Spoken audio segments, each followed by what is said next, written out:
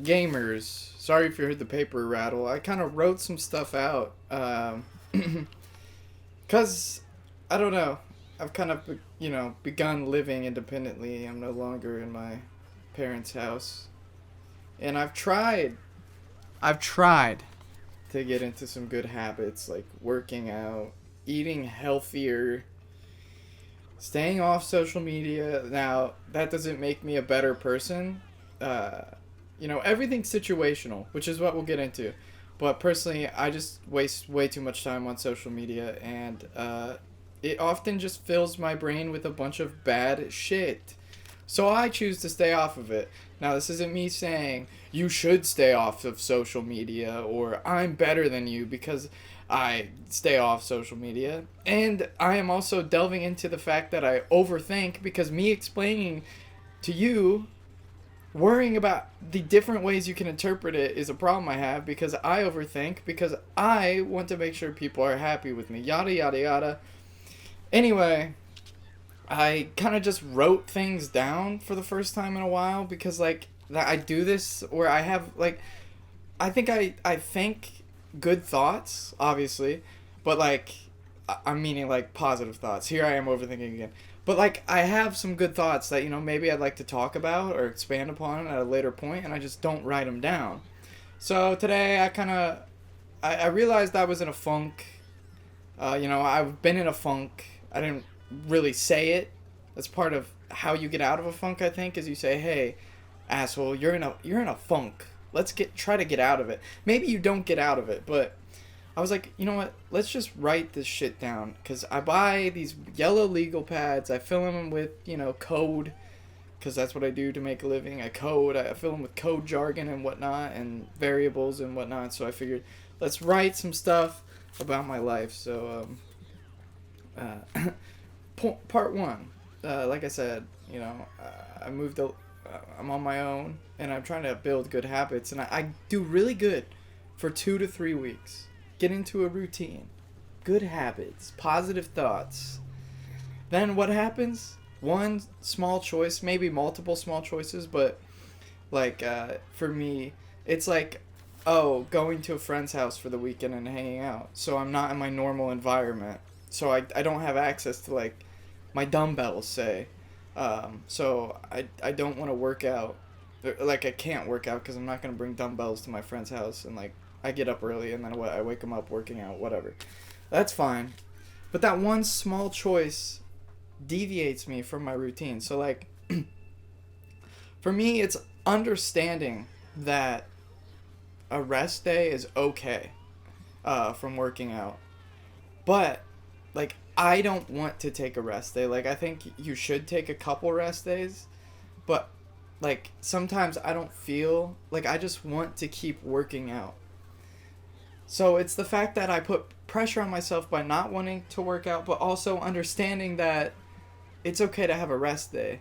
So both of my sides are unhappy, but I end up just siding with oh, like I'll just, work out when I get back.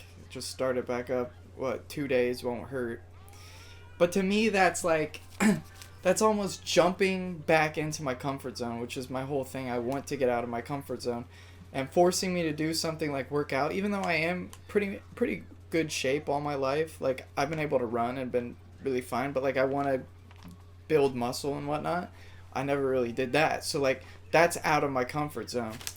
So I establish myself getting back into my comfort zone when I don't force myself to work out, which isn't a bad thing, but also I don't want to do that. And it's tough because I value my friendships and my family. So like, yeah, I want to spend time with my family and friends. So if I don't work out here and there, I'll accept that. It's just I need to start it back up again, But then yeah, so one small choice. It can be multiple, but that's just example of one small choice. And then we go down the ladder. My routine's broken, and my momentum's lost. Like, some people, like, I think all people are momentum based. I think that's pretty common. If not, like, some people can just get back into it. But, like, me, personally, I'm very momentum based.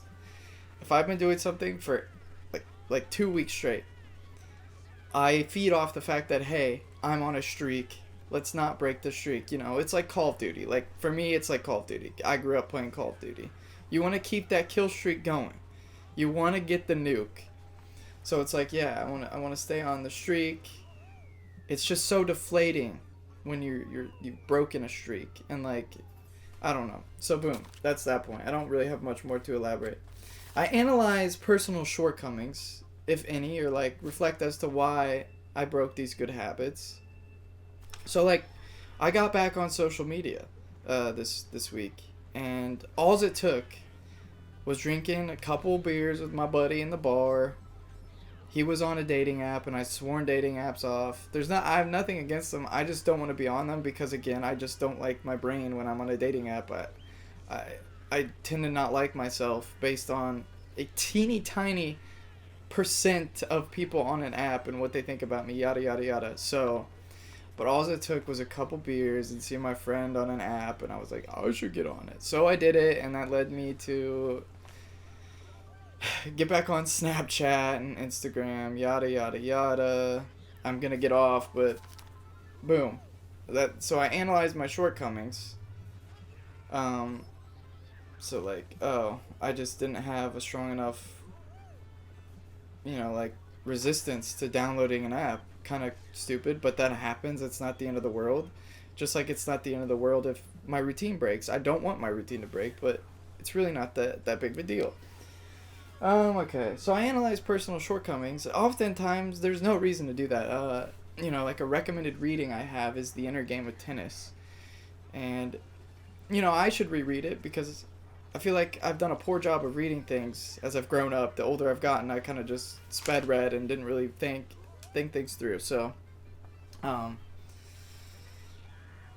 it's about, you have two selves. I can't really explain them, but one self that will tell you what you need to do in your brain, and one self that already knows what you need to do. So if you already know what you need to do, you don't need to think about what you need to do, essentially. Like, it's more in depth than that, but like that's what that book is about, right? Like professional video game players and sports players. Obviously it's about tennis. Like, they read that. So why do I feel like I have to research like about these shortcomings, which is the next point. I research how to fix the shortcomings when I already have a solution. Like, why do I assume I'm already wrong? Like, why do I just like, I know my intentions are good, but why do I look at myself from like the worst point and like I need to fix things in such a drastic way? You don't. I know how to fix it. I just don't download an app. I can download apps when I feel like I'm ready. So yeah, that's just that. But okay, so research. There's 1,000 ways to do something. There's 1,000 ways. Something that's worked for someone may not work for you. So it's important. Yeah, advice is good. Maybe not, don't rely on it 100%. Like from your friends and family, sure. But like from like internet sources, borrow. You don't have to 100% set out to just steal everything or be exactly like the person. Borrow. Or trust yourself. Trust yourself that you know how to do what's right, because, if you're a good person, you're aiming to do what's best for you and hopefully what's best for others. And if you make a mistake that like affects someone else, just own up to it and apologize and just try to explain what happened. That's just really important, because like, I don't know. We'll go on to that another day because that's another topic. But so yeah, there's 1,000 ways to do something. One answer is never correct just because it works for someone else. So like, just things are different. It's like a random number generator. It's like a Minecraft seed. Things are different. So one decision is never correct. There's 1,000 ways to do something. You learn very little or you learn nothing. Like when I do this, like a deep research, you learn nothing because there's not much to learn, because deep inside you know how to fix the issue that caused all this. Or if you don't, you'll figure it out. Trust yourself is the point. Trust yourself. And then I don't really know what happens. Then I just get the random burst after realizing, like, hey, maybe I should trust myself. I get a random burst of motivation and I start my routines back up and my beliefs and whatnot and my plans. But and then it's like it's just a cycle. So it's just like a cycle of not trusting yourself. So I don't know. I just want to talk about that. I'm hungry. Um yeah, I kind of just want to do these things because I'm trying to focus more on like thinking and just speaking how I feel about things. Obviously, they're not broad topics, but it's not like I'm out here talking about, whatever.